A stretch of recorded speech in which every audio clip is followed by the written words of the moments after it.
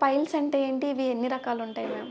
పైల్స్‌లో జనరల్‌గా మనకి 2 రకాలుంటాయి. Okay. Internal piles and external piles అంటాము. So, okay. ఇంటర్నల్ పైల్స్‌లో ఒక 4 గ్రేడ్స్ ఉంటాయన్నమాట. హ్మ్. అంటే జనరల్‌గా మలద్వార సమస్యల్లో ఏమొచ్చినా సరే పైల్స్ అంటూ ఉంటారు. But piles and fissure, fistula అనే 3 రకాలుంటాయి.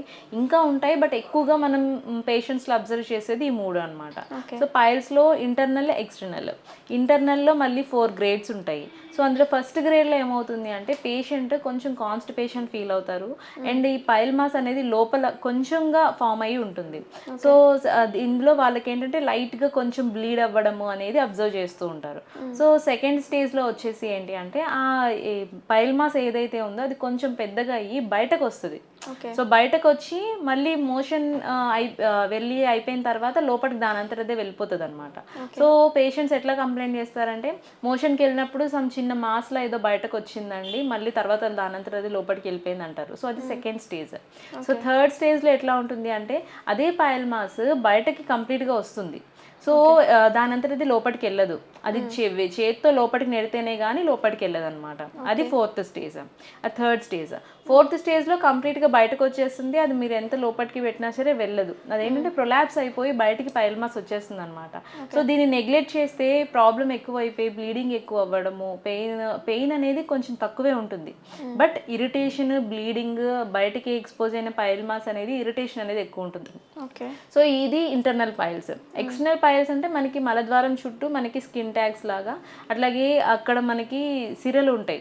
వెయిన్స్ ఏవైతే ఉంటాయో అవి ఉబ్బి బయటకి రావడంని మనం ఎక్స్టర్నల్ పైల్స్ అంటాము.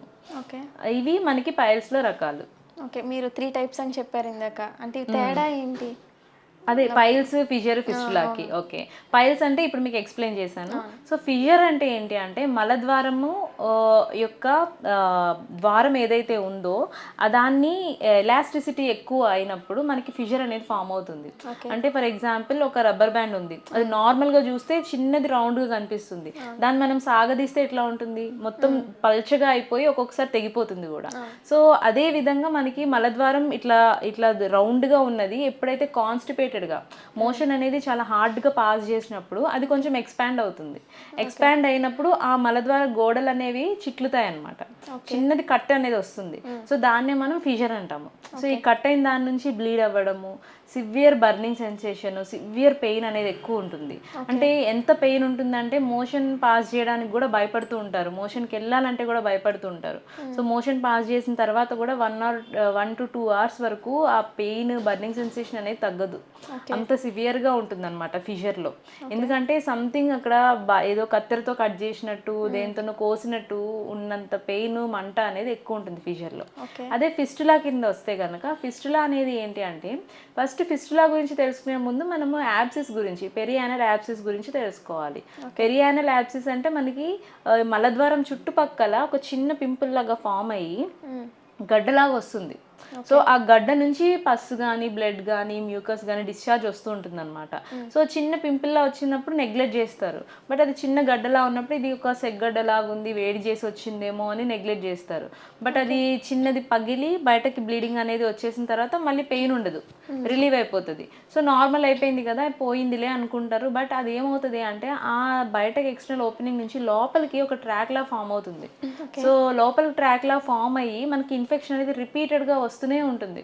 హ్మ్. 3 నెలలకొకసారి, 6 నెలలకొకసారి మళ్ళీ గడ్డ ఫార్మ్ అయ్యి డిశ్చార్జ్ రావడం. ఓకే. మళ్ళీ ఇన్ఫెక్షన్ అనేది గడ్డలా ఫార్మ్ అయ్యడం, మళ్ళీ డిశ్చార్జ్ రావడం.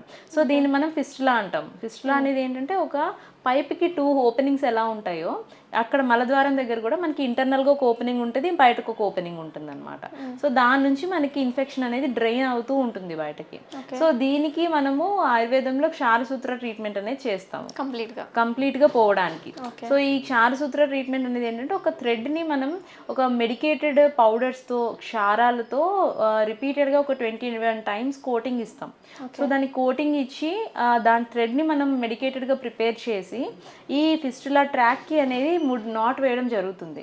సో దానివల్ల ఏమవుతుంది అంటే ఆ ట్రాక్ అనేది కట్ చేసుకుంటూ హీల్ చేసుకుంటూ వస్తుంది.